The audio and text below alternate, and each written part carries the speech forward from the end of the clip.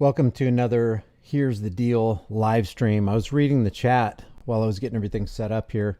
RoboHonky came up with a pretty interesting strategy as he's making his way across the United States. He says, when I travel with cash, I put it in an addressed postage paid box or envelope.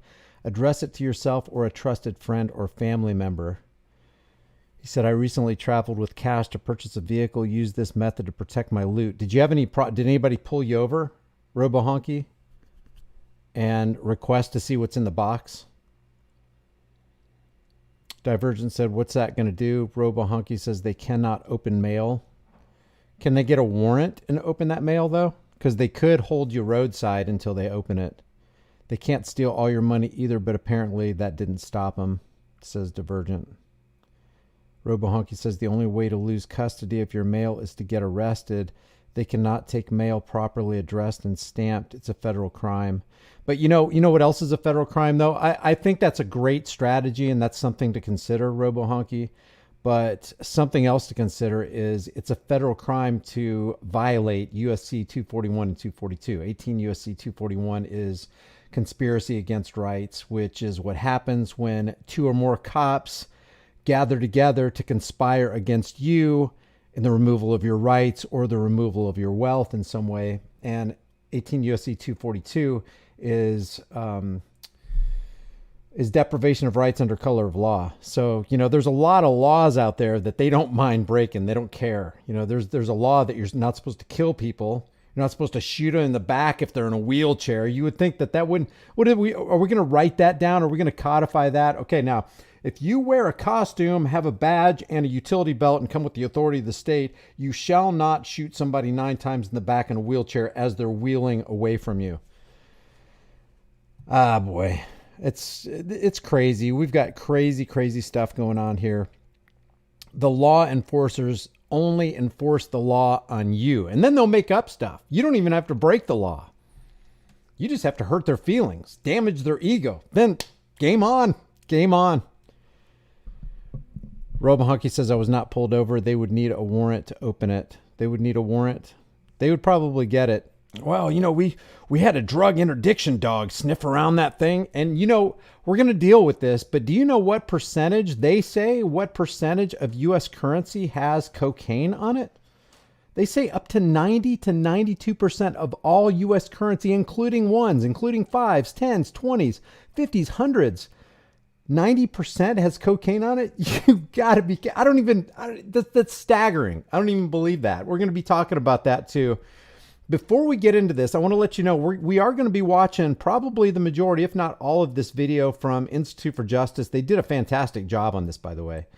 And this is a Marine combat vet who gets pulled over by the Nevada Highway Patrol on a routine traffic stop, which we know as a fishing expedition for road piracy, where badged, heavily armed, intimidating thugs will surround your vehicle and threaten you until you give them what they want.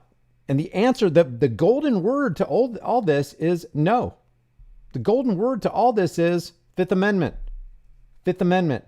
Oh, I'm sorry, officer. Did I slip off across the border into Mexico? Is this not the land of the free, home of the brave? Did you not take an oath to protect, defend, and preserve my rights under the Constitution of the United States, specifically the Bill of Rights? You're not going to sit here and try to become the very domestic enemy that you swore to protect me from. Are you going to do that? Would you do this to your mother? Would you do this to your sister, to your father? I guess that's irrelevant because probably most of them would. They're going to sit there and call for backup. They're going to call for the drug interdiction dog. And if it's true that 90 to 92% of all fiat currency, all U.S. currency has some trace amounts of cocaine on it, well, there you go. Hey, he hit on your vehicle. And maybe they will hit it, but there are false hits. But maybe they will truly hit. I don't care if the dog hits or not. The question is, are they going to try to use that dog to violate your right to be secure in your person's houses, papers, and effects? That is a right that you have been given at birth, not because old men 240-something years ago wrote it down and ratified it with 2/3 of the states in the Bill of Rights. You have that right because you're a human being. You don't have that right because you're an American. Everybody has that right. Everybody, whether government agents choose to recognize that right or not, you have that right because you're a human being. Nobody's got a right to, here it is, it's like in the negative. Nobody's got the right to make you insecure in your person's houses, papers, and effects. Nobody's got the right to violate your right to keep and bear arms, which shall not be infringed. Nobody has the right to tell you to shut up when you're just speaking your piece in a public forum. Nobody's got that right to make you speak when you want to be silent. And on it goes. So we're going to watch this, but before we watch this great Institute for Justice video, I want to thank you guys for being here. I really appreciate you spending your Friday with me. The reason I wanted to go live on this is because I want to hear what you guys have to say about this. None of us is greater than all of us, and you guys come up with some really good ideas, and you look at things from certain angles that, I don't look at, or that I might miss. But I want to show you this. This was from 2014. This is a video I did a little while ago. I did a video on this video, but this is News Channel 5, I think in Nashville. They actually ran a sting operation on the 23rd District Police Drug Task Force in Nashville and caught these people frickin' lying in regard to civil asset forfeiture. Now, if you're new and you don't know what civil asset forfeiture is, it's basically road piracy. I mean, you can use whatever civil asset forfeiture. Man, that sounds so technical. That sounds so departmental. That sounds so legitimate and authoritative. It's just a euphemism for road piracy. Badged, uniformed, fully armed, sanctioned by the state, legalized road piracy. When I say legalized, I don't mean it's legitimate by any means, but it's legalized by the state, and they don't do anything about it. Joe Biden is currently for it. Barack Obama, who's before Donald Trump, was for it, and Donald Trump was definitely for civil asset forfeiture. Anybody who's for civil asset forfeiture is for road piracy and legalized theft. Period. Legalized roadside armed bandit theft. But they also call it, so you could say that civil asset forfeiture targets ordinary people stopped for minor infractions like traffic violations, where police purport to have the basis to suspect that the money that you have or the property that you're trying to transport is connected in some way to criminal activity. That's what they do. That's why they bring out the drug interdiction dogs and have them run around and try to hit on your car.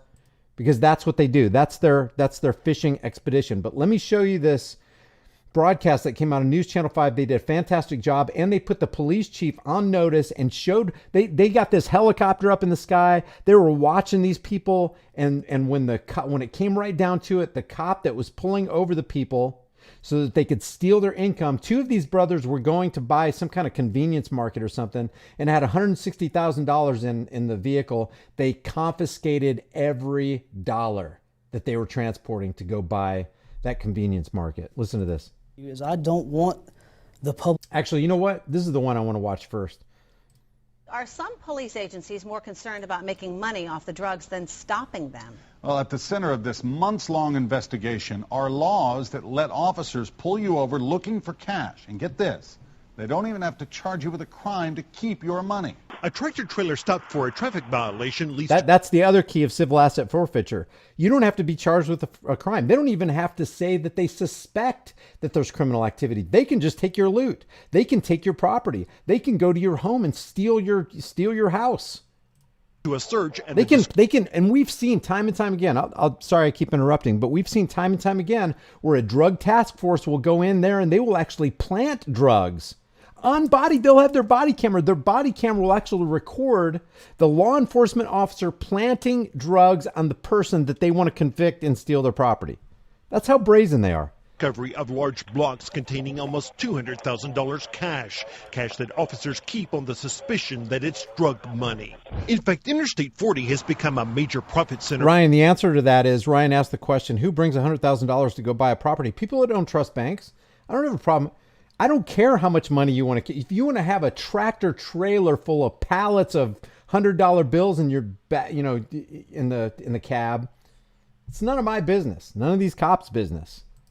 For Tennessee law enforcement, with officers stopping and often searching out-of-state vehicles. Is it okay that they... It's okay.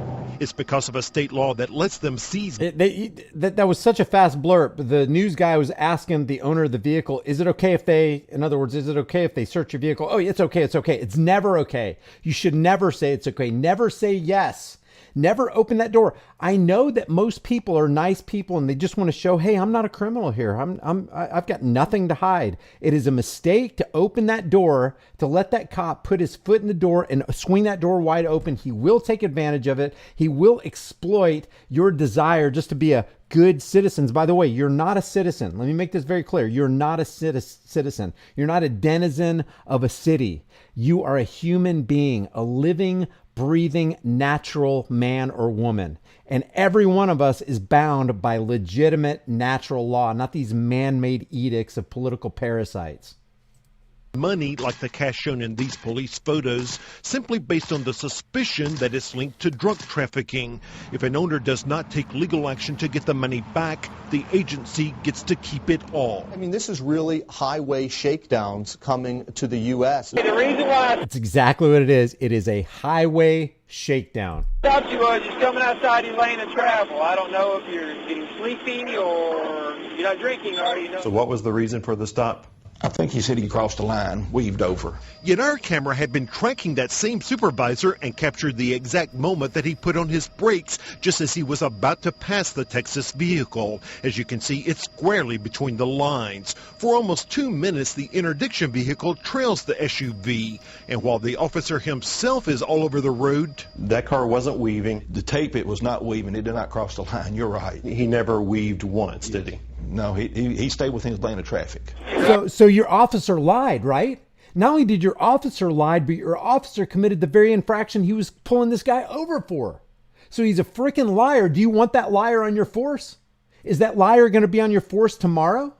Is that liar going to be on your force till at the end of the day? That liar better not be on the end at the end of the in your force, because that liar actually jeopardized the life and livelihood of that person that he said committed a traffic infraction when he actually didn't.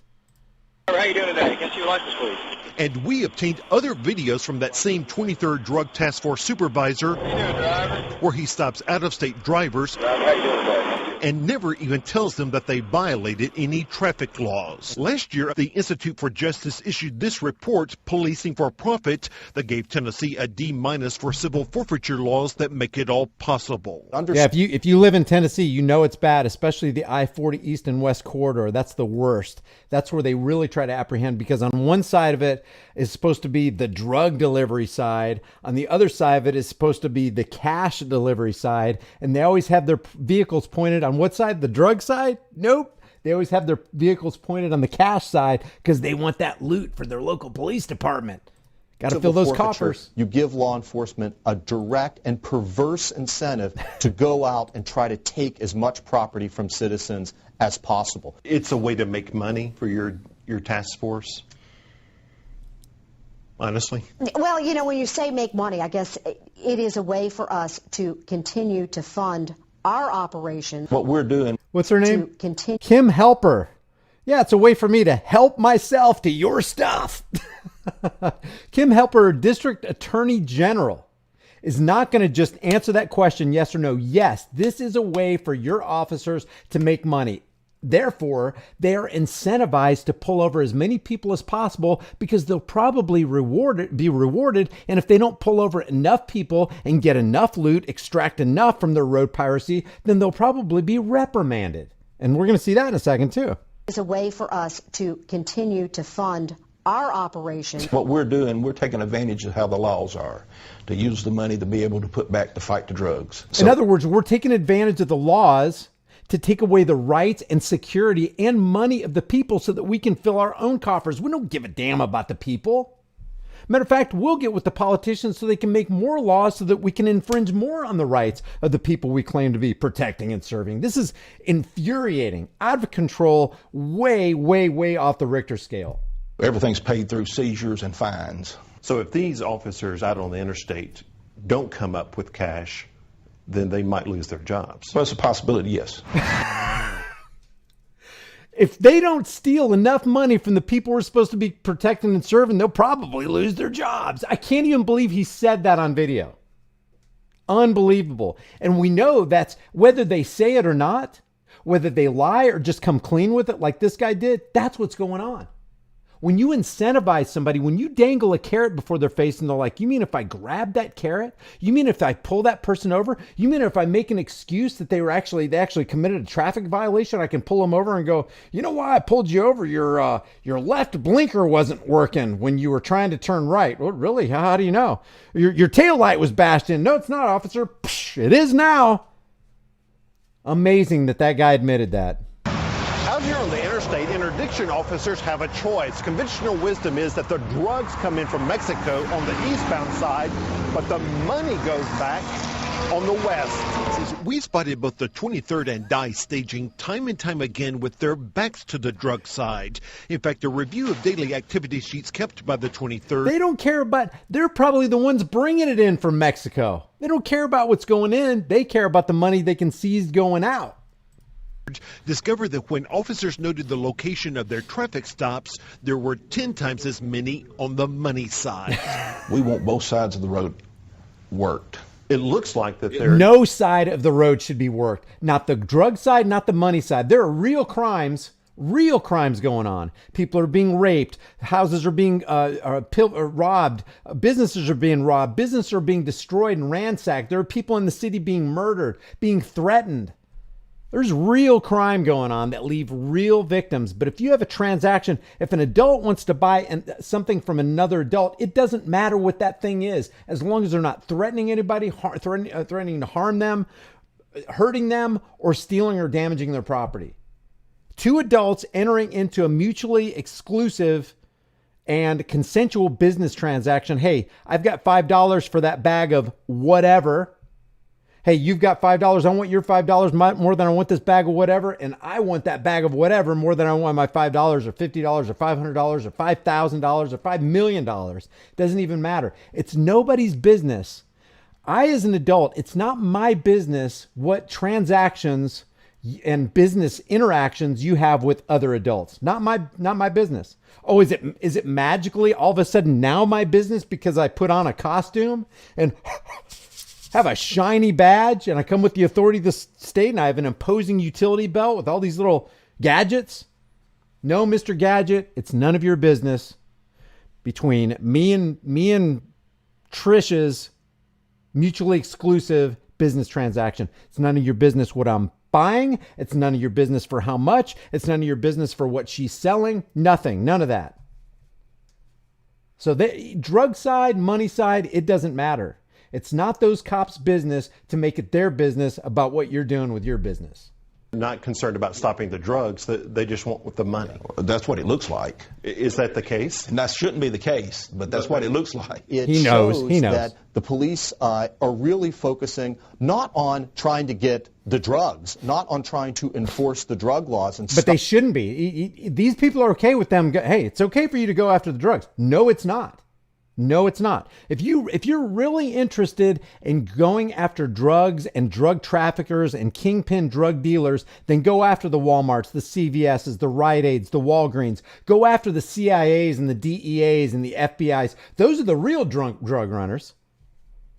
Drugs don't kill people. The CIA kills people. Cops kill people. The FBI kills people. Stop that flow throughout the country. They're focused on getting the money. Law enforcement authorities say their goal is to hit the drug traffickers in the pocketbook, which undoubtedly they have. But some people have hired lawyers after their cash was taken, and sometimes after months and months of litigation, judges have ruled that the money really never had anything to do with drug dealing at all. And let me say this. There are, before we watch this video right here, and I'll try to keep my yap shut, but there's a quote by Albert Camus. He said, the welfare of the people in particular has always been the alibi of tyrants. Think about that. The welfare of the people. That's why cops say they pull you over. We're just pulling you over because we care about the safety of everybody on the road. You've committed a traffic violation. By the way, you got anything in here that you shouldn't have? You got anything in this vehicle that I need to be concerned about? You got anything in this vehicle that might be illegal? You wouldn't mind me checking around a little bit, would you? You mind popping your trunk? You mind giving me your ID? You mind telling me who you are? Notice how they do that? They're super deceptive and they're super manipulative, and they know how to capitalize on and exploit people's niceness, people's willingness to just be transparent. The people on the road are transparent. Nothing wrong if you exercise your freedom to be transparent, but they're going to exploit that. If you say, yeah, sure, you can search my vehicle, I've got nothing to hide, and you indeed don't have anything to hide, whether you have anything to hide or not, take the fifth. Don't talk to cops. If you're going to interact, you ask them questions. You take the high road. You take control of the situation. The welfare of the people in particular has always been the alibi of tyrants. And I'm not just talking about the political tyrants in Washington's district of criminals. I'm talking about even the badged uniformed tyrants at the end of the line who are the law enforcement agents for the political class. So it's always the welfare of the people. This is for your safety. This is for your security. This is what we need to do. These are the things that we need to put in place to make sure society is a smooth-oiled, well-running machine. That's always the alibi of tyrants. And it provides a further advantage, this excuse of the welfare of the people. It provides the further advantage of giving the servants of tyranny a good conscience. Hey, I'm just pulling you over because, we want to keep the road safe. Oh, yeah, no problem, officer. Yeah, I agree. We need to keep the road safe. Oh, did I make a mistake? Oh, shoot, is my traffic signal, my blinkers are out? Yeah, I want to make sure I do good. It provides the further advantage of giving the servants of tyranny a good conscience. Yeah, I want to help you out, officer. And that's how this guy is right here. He just wants to help these cops out. He's like, basically, hey, I've got nothing to hide. No problem. Go ahead, search my car. I got nothing on me. Mistake number one. He makes a lot of mistakes, and a lot of people in the comment section don't cut this person slack. The majority of the people see through the road piracy of the Nevada Highway Patrol, but they also say on the other end of it, well, you lived your life as a combat veteran. A lot of people are calling him a bootlicker. I'll leave that up to you to, put whatever moniker you want to on him.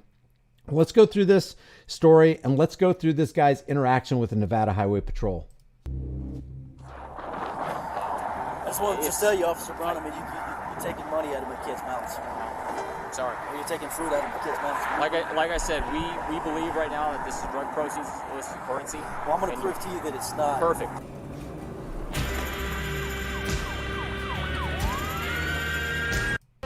Marine being robbed of his life. Clip shows a retired U.S. Marine being robbed of his life savings on the side of a highway.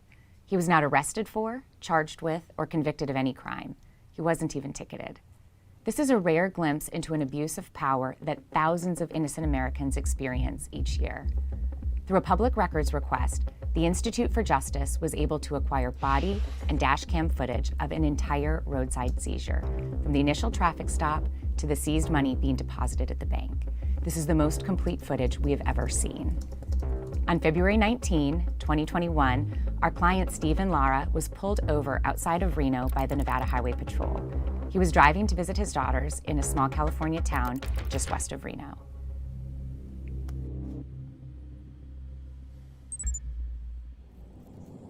The driver of this vehicle was following that red and blue semi-truck too closely, less than a second following distance.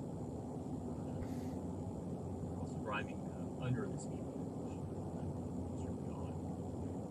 Stop him up here in Mustang or a little bit safer, wider to talk to him. Make sure everything's okay. Yeah, initially I thought I was getting pulled over because maybe I had expired tags. I had a rental car. Unfortunately, I had some car trouble, and that was necessary to get a rental car for a short duration for that weekend. I'm doing great. Hey, the reason I'm stopping you, we have a special enforcement campaign going on. We're trying to educate drivers about violations they may not realize they're committing, but we're seeing a big increase in crashes out here. First, applaud you on your driving. You drive great. You're driving really slow. It appears that you're trying to drive safely under the speed limit. I appreciate that. I just want to talk about your following distance, especially around commercial vehicles.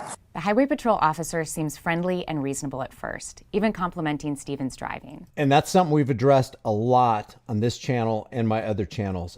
Do not let your guard down when that cop comes up to you being nice. It's all a facade. It's all a mask.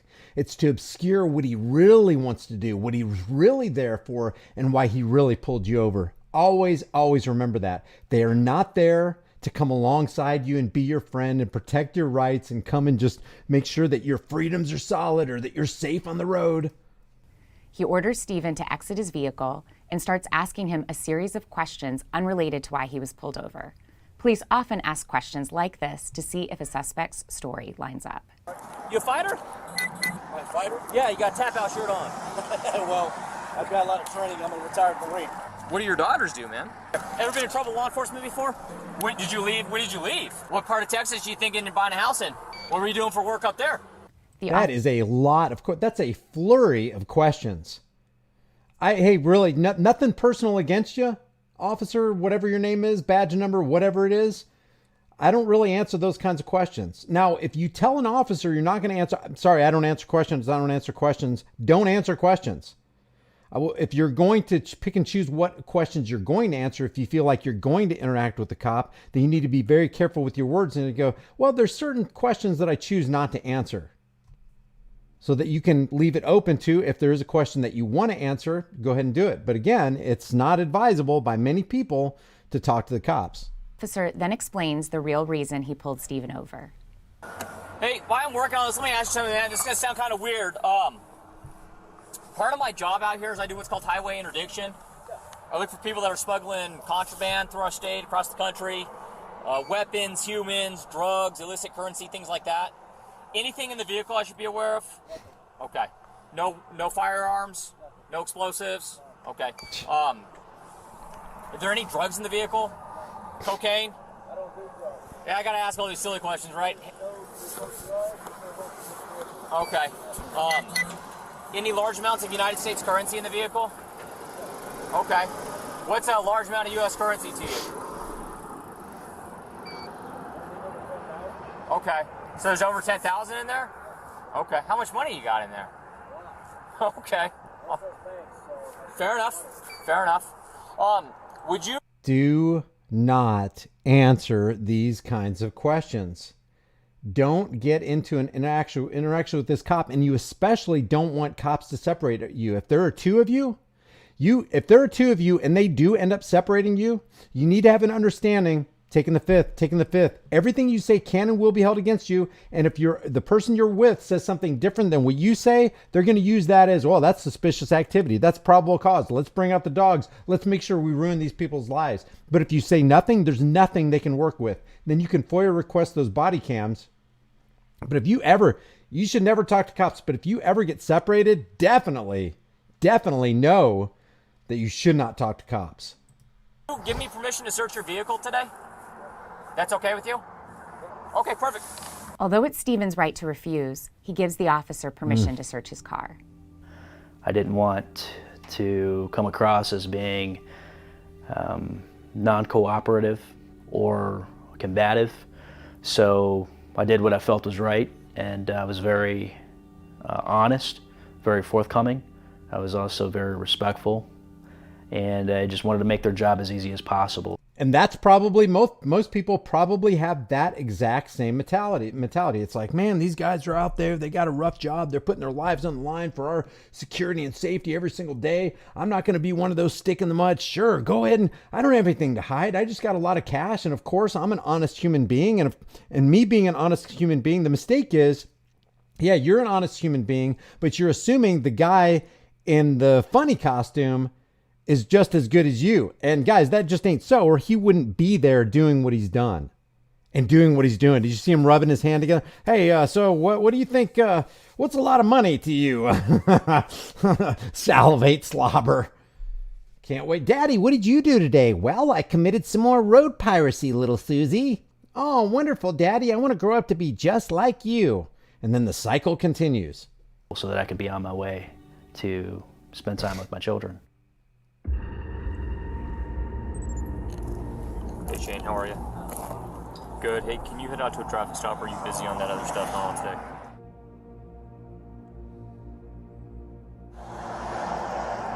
So far I'm still searching a car, but big bundle of money says probably at least 100,000. That interaction shows what's at the heart of the officer's interest in Stephen. He knows that even though Stephen did nothing wrong, the DEA will adopt the seizure of his cash and return a portion of the money to the Highway Patrol for the favor of giving them the case. Here's how an adoption works. When state or local police seize cash, cars, or other property, federal law enforcement takes over the forfeiture. The federal agency does all the work and kicks back up to 80% of the proceeds to the state agency that seized the property. In Stephen's case, that would mean the DEA would take control of the cash and seek to forfeit it through federal law, ignoring the important limitations that Nevada law places on seizures and forfeitures. In 2019 alone, federal agencies made $334 million in equitable sharing payments to state and local law enforcement agencies. That figure is nothing to sneeze at. Now, if you look at their report, Policing for Profit, it actually says, in the third edition of Policing for Profit, it presents the largest ever collection of state and federal forfeiture data, 17 million data points covering 45 states, the District of Columbia, and the federal government. This data shows forfeiture is a massive nationwide problem. Listen to this. Since 2000, states and the federal government have forfeited at least $68.8 billion that we know of. Not all states provide full data, so this figure drastically undercounts property taken from people through forfeiture as well. It's a huge problem, and of course it's going to be. If power corrupts and absolute power corrupts absolutely, then the last thing you want to do is put money, dangle money in front of the nose of those corruptible people wearing a uniform. Agencies. In this case, the Nevada Highway Patrol stands to gain nearly $70,000 by taking Stephen's money. I think you're a good guy. I'm a good guy. So how much cash is that? About 100 grand. 100 grand. Okay. So, as you know, right, I'm a vet, he's a vet, you're a vet. It's not illegal to carry currency, have currency. Okay, so it's not illegal. I'm a vet. He's a vet. You're a vet. Okay, you would think if anybody was going to get slack, it would be a fellow combat veteran. You would think that above everybody else in society, this guy right here is going to get preferential treatment by a fellow, brother who served, right? No way. These guys are so heartless, they'll even throw their own brethren under the bus. It does, though, make us ask some questions on why someone has 100,000. I can understand why you don't trust banks, especially in this day and age right now. Stephen keeps his savings in cash. Maybe that's uncommon, but as the officer acknowledges, it's not illegal. I have nothing to hide from you. I appreciate that. Give me a few seconds, I'll make a couple phone calls, right? The officer first calls his superior. He interrupts that call to speak again with the DEA agent. Are you on your way out here? Oh. Now, here's where I got another serious problem with this. This is a violation of the 10th Amendment.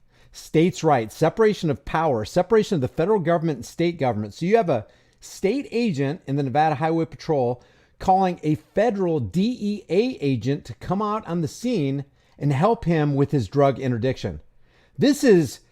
If this isn't conspiracy against rights in violation of 18 U.S.C. 241, I don't know what is. If this isn't deprivation of rights under color of law according to 18 U.S.C. 242, I don't know what is. Yeah, and somebody said in the room, $334 million, holy cow, that'll buy a lot of coffee and donuts. Okay, I'm waiting to hear back from Shane to see if he comes out here. This is it's a strange one, but not a strange one. Consented to a search, said there was money up there. We located what he says is $100,000. It's in a Ziploc sandwich baggie. There's also, I haven't gone into it a bunch. I'm waiting to hear back from Shane, but there's a bunch of bank receipts and stuff in there as well to show the currency. This might be Shane. Hold on 1 second. This is Shane. Let me play with that. So the guy doesn't just have, it ends up being like $87,000 and some change, but he also has the bank receipts. Who's going to, even if you do transport money, who's going to have all the bank receipts for that money? Maybe he was, maybe he was anticipating a problem as he was going across the country from Texas to California. I don't know. But even with bank receipts, they still end up taking his money.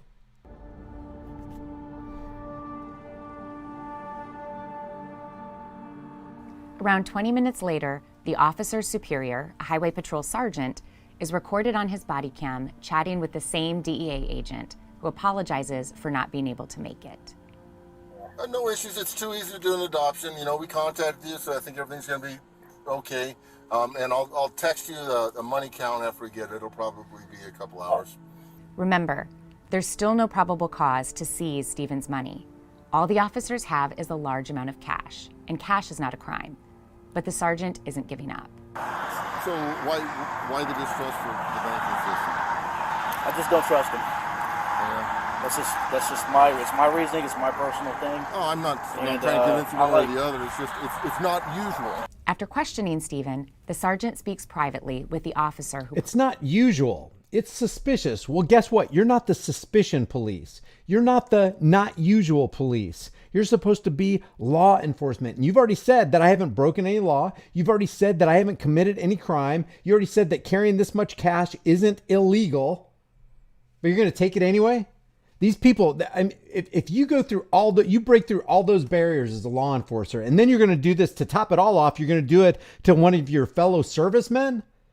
I don't even see how you could say that these cops have any kind of conscience. And again, here's another example where you don't see any good cops. None. No good cops arrive and go, wait a second. The guy didn't commit a crime? Nope. It's not illegal to carry that much money? Nope. He's our fellow brother in the service? Yep. But you're going to take the money anyway? Yep. No, you're not. Not over my dead body. I don't know about you, but when I graduated from the academy, and this is what a good cop would say, when I graduated from the academy, I swore to protect and defend that guy's right to do whatever he wants to with his own money. You can't prove that was, he accumulated or acquired that money because he committed criminal activity. Let this guy go. You already said that he was a great driver. He did a wonderful job. And now you're going to harass this guy and economically terrorize him. No good cops arrive on the scene. No federal good cops, no state good cops. Pulled him over. What are your thoughts, Chris? I'm kind of leaning more towards, it's odd, but... It's odd, but it's not packaged like normal. No, and he's answering the questions. There's receipts here, and I would like to put the dog on the currency man. Okay. The two officers agree that Stephen has been forthcoming and has years' worth of bank receipts showing that he has withdrawn his savings from his bank accounts. But the sergeant orders the junior officer to put the dog on the currency. The sergeant puts Stephen's money in an open Ziploc bag and throws the open package to the ground on the side of the road, less than 40 yards from Stephen's car. Now stay tuned, because we're going to give you a statistic on what you can expect to find on money. There's like 5 things that money almost always tests positive for. 1 is crap and 2 is cocaine, the 2 big C's.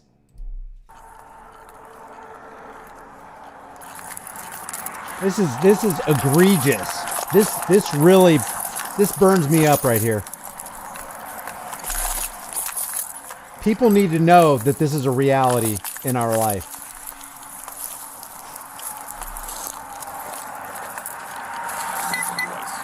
Nice. Nice.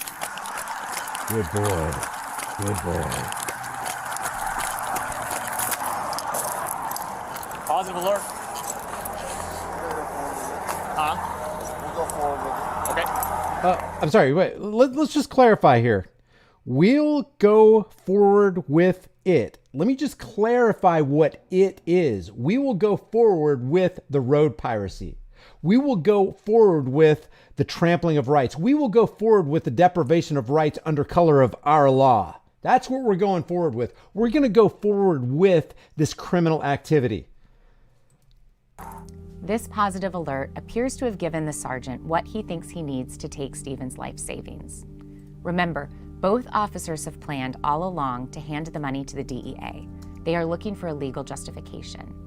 But numerous studies have shown anywhere between 67 and 100% of US currency has trace amounts of drugs. Okay, that's important, because I bet you anything, I don't know for certain, but I bet you anything that cops know this. That means it's almost 100% chance that the dog you bring out will hit on that stack of cash, which means you've still got no evidence that that cash was acquired through some kind of illegal drug trade. And even if it was acquired, we need to dissolve the war on drugs, which is really a war on us.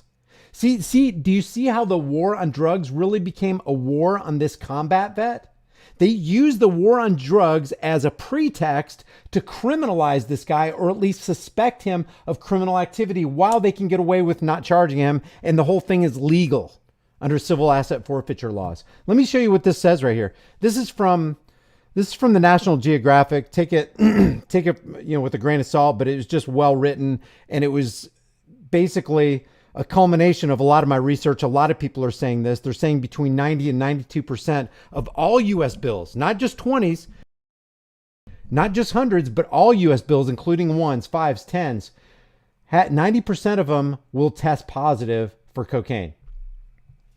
If you live in the United States or Canada, the chances are you have cocaine in your wallet.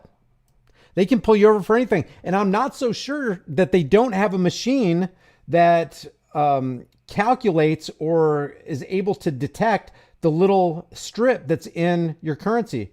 They may be able to tell how much cash you have in your car. Might be a good idea to carry your cash around in some kind of lead box or something so that those machines, pretty sure they got them, not absolutely sure, but I wouldn't doubt that they would employ that. But look at that. In a similar study by the same team in 2007, 67% of U.S. bills were found to be tainted with cocaine. The new study puts the percentage at 85 to 95%, a jump of roughly 20%. And look at this right here from Market Watch. Listen to what they think that you should do because our money is so dirty.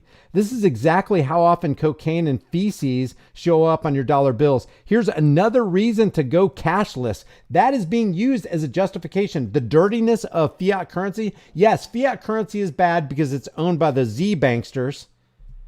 And Amschel Rothschild said, give me control over a nation's money and I care not who makes its laws. When they control the value and the issuance of our currency, they pretty much control the whole show. That's bad. It's bad enough to have fiat currency. It's a dishonest money system. It's what the founding fathers, including Benjamin Franklin and Andrew Jackson, said shouldn't be done, to the point where Andrew Jackson, one of his last words reportedly was, I killed the banks. Because they will come in and they will try to take over everything, you and your family and your time and your laboring energies, and just suck the life out of you. To the point where we're taxed so much that if you add everything up, all the taxes that you have to pay, all the taxes that come out of each and every dollar that you earn, 40 to 60% of your income is extracted from state functionaries. That means for over 6 months, over half of your life is used to give to the extortion thieves. And by any metric, that is slavery. If somebody can legally lay claim to 50% of the product of your time and laboring energies, they are your master and you are the servant. You are they call you a taxpayer. You're not paying anything. It's extracted. You're the tax cattle. They lead you out to pasture and they bring you in. They slaughter you at will. They take whatever they want to. If you're a sheep, they'll fleece you. Okay, we're going to take your coat this year. We're going to let it grow back for a little bit longer. Okay, we're going to take your coat again this year, sheep. Here's another reason to go cashless. Study shows how gross your money is. Here are the things that you can expect to find, according to some studies, on your notes. And I think all law enforcers know this. Cocaine, poop, acne agents, dog spit, and food. I would not doubt that there's food particles all over, ketchup, mustard, all this, onions, whatever, hamburger, fast food restaurants are constantly, transferring cash. So cocaine, poop, acne agents, dog spit, and food. And these people know that these dogs are going to hit on these stacks of cash. The dog would hit on your wallet if it's true that 90 to 92% of all cash is tainted with cocaine. They know this. This is a piggy bank, guys. This is a piggy bank. This is like, I know they're going to do this. I don't know why they don't do it every time. Hey, we're going to bring a dog around. Yep, the dog hit. Even if it's a real legit hit, which we've seen fake hits because they train them to do fake hits, they can pick up the scent on the bills in your wallet, even if you just were carrying around $50 cash. For that reason, a dog alert to currency on its own does not show the currency was used in an illegal drug transaction. Of course. What we're going to do, I believe there's drug proceeds, dog alerted to it. Drug proceeds? Yeah, it's very common, sir. We get people that are trafficking large quantities of marijuana from Northern California to all states east. Look at this guy. Sir, I can tell you right now. I'm going to tell you exactly what's going to happen, okay? What's he saying? I'm going to tell you exactly what's going to happen. That's why I named my channel this. Here's the deal. Here's the deal. I can tell you exactly what's going to happen. Probably it doesn't make much sense, so I called it Here's the Deal. What he's telling this guy is, here's the deal. Here's how it's going to go down. I'm in control, and now not only am I in control of you, now I'm in control of your property because I says so. Seize it today, but that doesn't mean we're the final judgment on it. going to go through the DEA, okay? So the DEA will contact you, and the DEA will provide you with a means to... Even though this guy right here, this cop over here to the left, is not doing anything, he's an accomplice. He's complicit in all this criminal activity that's going on. To fight it, you're going to have to provide your pay stubs. You're going to have to provide your other receipts and stuff like that, okay? Stephen now has nothing. He had to convince his brother to wire him $1,000 to continue his trip to see his daughters. Just want to let you know, I know you're just doing your job. That money I worked really hard for. Money that I have in my jacket is only $3. I have no money to pay for my kids' bills. I have no money to pay for, in case you're driving and you're listening to this live stream while you're driving, you can't see. He just said, I worked real hard for that money. That money I worked really hard for, he says. He says that money I have in my jacket is only a few dollars. I have no money to pay for my kids' meals. He's going up to California from Texas to go see his daughters. He doesn't have money to pay for his kids' meals, for the hotel that he should be staying at, or even to get that car back to Texas. He's appealing to this. Here's what this is. This is an appeal by a man to another man, a man who is being wronged by another man who's being a criminal. Man, I want you to know I worked hard for that money. I am not a criminal. You can't prove I'm a criminal. You just said I'm not engaged in criminal activity, that it's not illegal to have that kind of money, that I was a good driver. You said all these nice words and I trusted you. I opened the door. I even said, here, go ahead and check my car. I've got nothing to hide. I was completely transparent with you, but you became my enemy. And now you're economically terrorizing me is what this guy is basically saying.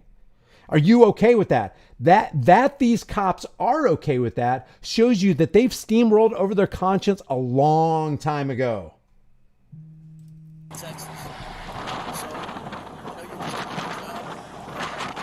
I know you're just doing, he says, I know you're just doing your job. Guys, you know how much evil has been committed on this land in the name of, hey, I'm just doing my job. I'm just doing my job, man. My job is economic terrorism. I'm just doing my job. My job is to create victims. I'm just doing my job. If in doing your job, you're creating victims, committing criminal activity, economically terrorizing people, taking their last dollar out of their pocket and food out of their kids' mouths, if that's your job, you need to quit and find another job.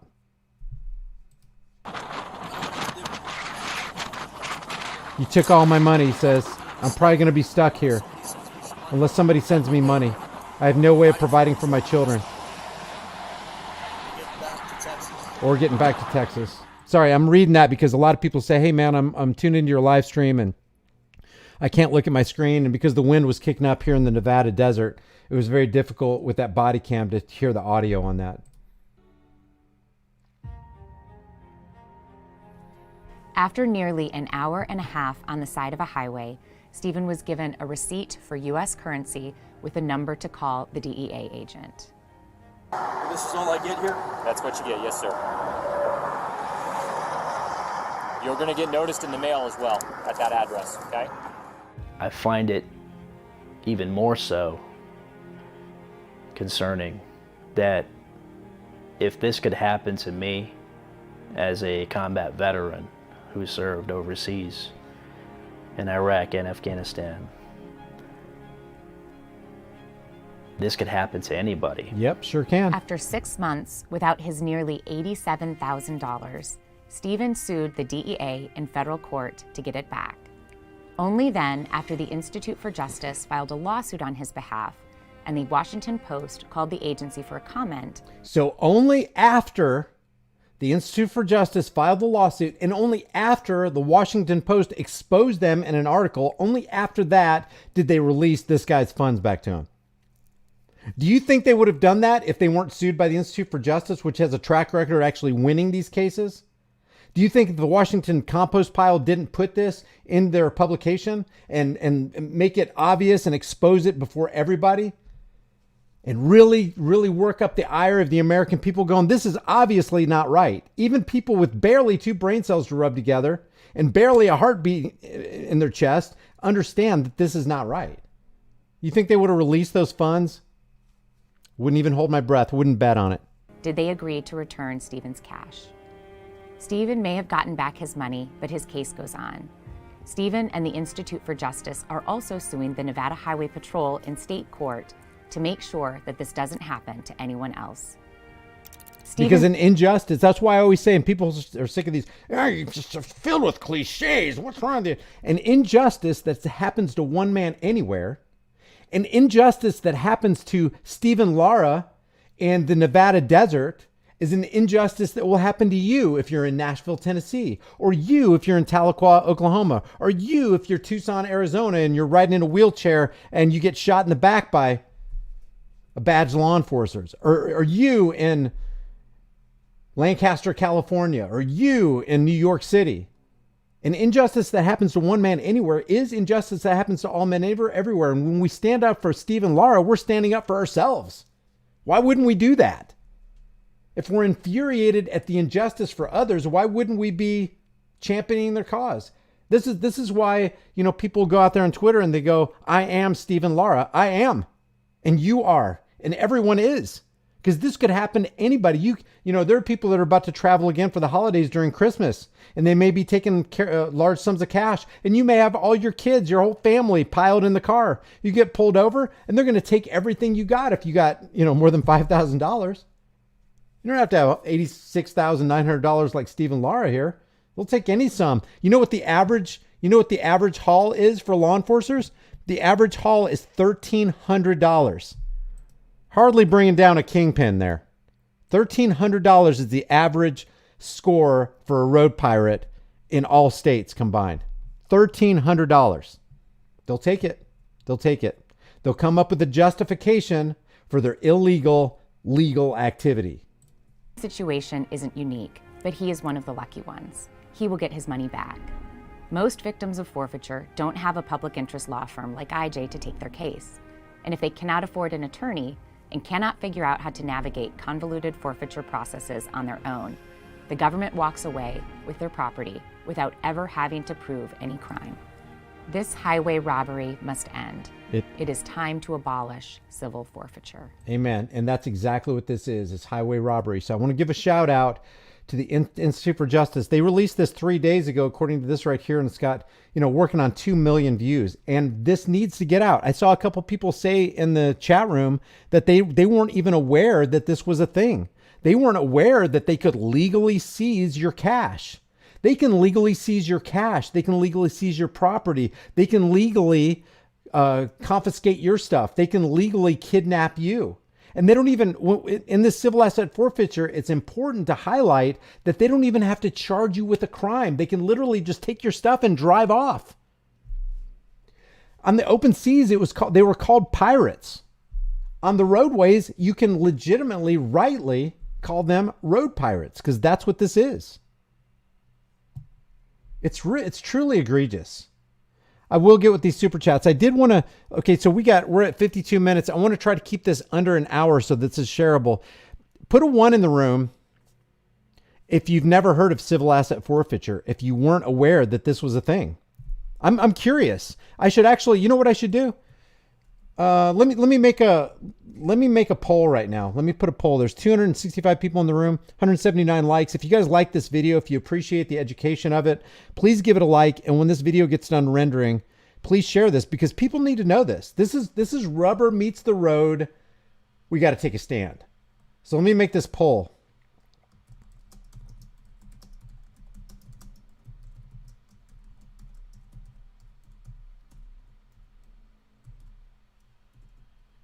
Let's see.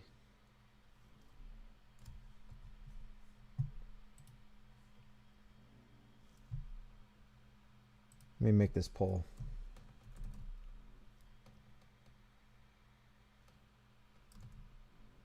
Oh, shoot. I should have made that as a poll. Let me see. I got to type it all over again. Oh, wait. Were you aware?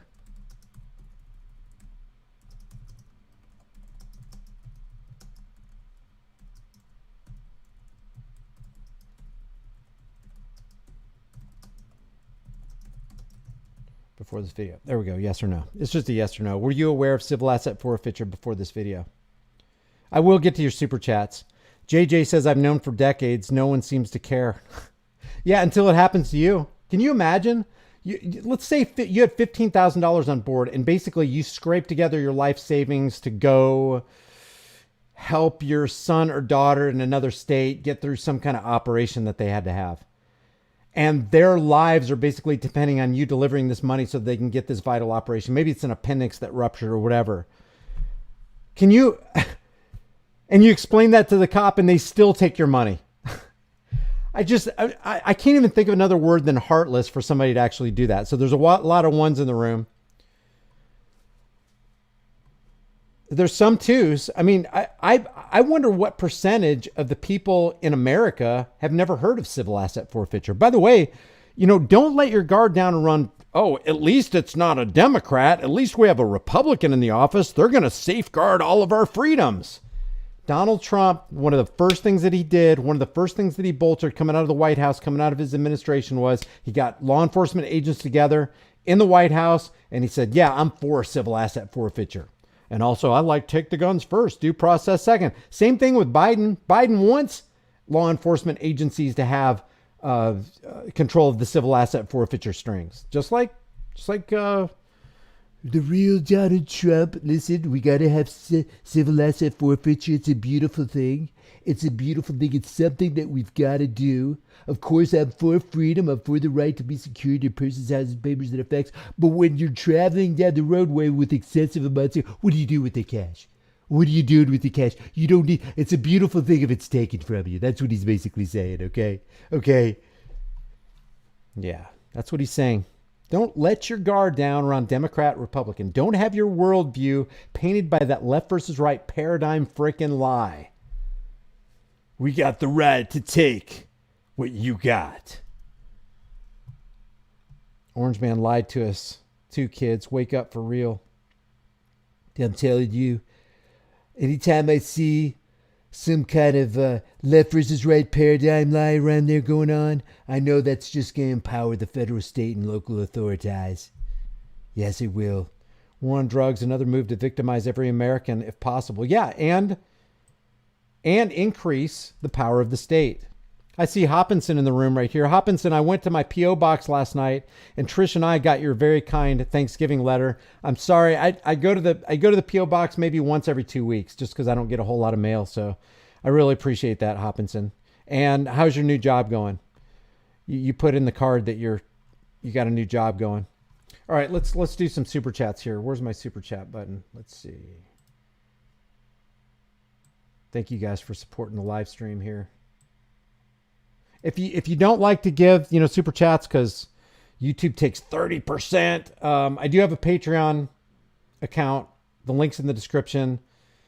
The best thing you can do for this channel, though, is just like and share it with everybody you know. Most people don't know about me. I'm a small, little, floundering channel. By the way, let me speak on behalf of Brandon Tatum, because I got an alert last night, and I usually don't click on these alerts, but I saw this alert, and it said something like, I was kicked off of YouTube, or I'm back on YouTube, or something like that. He was kicked off of YouTube for 7 days. He got a community guideline strike for medical misinformation, which I'm against. I don't see eye to eye with Brandon Tatum. I think that he's locked in the left versus right paradigm lie, which is destroying America. He's a bootlicker. We can demonstrate that. He thinks it's okay for a 47-year-old man, as long as he's clothed in a costume, to get on top of and straddle a kid and soften him up on his chest because he saw him smoking. He's okay with child abuse, an adult abusing a child in broad daylight on camera. He's okay with that. So I'm against Brandon Tatum, but I do want to speak on his behalf. It was unjust that the YT platform, went back to a video he did in May and issued him a strike. I know how that feels. That's not just. That's them violating terms of service for a person, a content creator, giving their opinion on YouTube. TUBE. So I'm against that stuff. And I would definitely, and in that sense, I am Brandon Tatum. And you are too. Censorship, meted out to anybody, is a sword that cuts off your tongue. And it doesn't prove you a liar. It just proves that the person who wanted to cut out your tongue feared what you might have to say. And maybe he had something to say that was true. I don't know. But what, it doesn't matter. I'm for freedom of speech. I don't care how damaging or how offensive that speech might seem. Holy cow! I'm about to go over an hour. Holy cow! I didn't want to do that. Most people don't like to watch over hour videos. Okay, so super chat from KnitDiver5. Evil will wax worse and worse in these times, but we need to fight injustice wherever we can. Thank you, Brian, for all you do. Thank you, man. I really appreciate that super chat. Marcos Carmona says, road pirates at it again. What compels a man to literally commit highway robbery, innocent until proven guilty, unless the cop suspects you? I know what you're saying. I know what you're saying, Marcos. Can you imagine? I can't even imagine these cops going home and explaining to their kids what exactly their job description is, what exactly they did. Oh yeah, and let's say this little kid goes to school, or the family goes to church with another family. Oh, I pulled over Frankie's dad today, and I committed road piracy against him, and I stole his life savings. That's what I did, little Johnny. And we know these cops can exercise discretion, because if they pulled over somebody who is a badged law enforcer, somebody a part of the Fraternal Order of Police, they would have let him go, even if they were recklessly driving. Even if they had lines of coke and there was white stuff all over their nose, they would have let him go. So they can exercise discretion. Well, I'm going to turn this body camera off right here because you're my brother. You're my and you're in my fraternity. We got secret handshakes. Jeez. So thank you, Marcos. Thank you, Knit Diver. And Girlfriend 97 says, when will you fools see it? Police do not care about veterans. Soldiers are cannon fodder. It's the police who protect. When will you fools see it? Police do not care about veterans. Police don't care about anybody. While they're acting in the capacity of police officer, while they're acting as a capacity of law enforcer, laws are just the opinions of politicians backed by the threat of force, and most of those laws are unjust, wicked, cruel, and just downright evil. While they're acting in the capacity of law enforcement agent, I agree. They don't care about veterans. They don't care about anybody. Soldiers are cannon fodder. Yep, according to the military-industrial complex, that is absolutely right. But I don't understand the part, it is the police who protect? You mean it's the police they protect? Yeah, the police protect the police. Don't worry, we'll get right back with you. We're going to conduct an investigation. We're going to peer into the alleged illegal activities, and we'll get back to it. We'll give you a full report. Redacted, of course. And we'll give you all the body cam footage, highly edited. And it may take 3 months to 5 years, but we'll get it to you. Don't worry. We're not in a big hurry to be transparent. All right, guys, please, the best thing you can do, if you want to support the channel, I guess the Patreon link, or grab a shirt or whatever, but the best thing you can do is give it a like. There's 223 people in here, 219 likes. I really appreciate this. When this video gets done rendering, please hit that share button and get this out to everybody, because I wager that a high percentage of Americans, and probably people throughout the world, I bet there's civil asset forfeiture programs going on in other countries too. But I'd wager that a high percentage of the American population is ignorant, grossly unaware of the legal activities of civil asset forfeiture. Guys, I really, really appreciate you. Thanks for being a part of this live stream. And I will see you guys in the next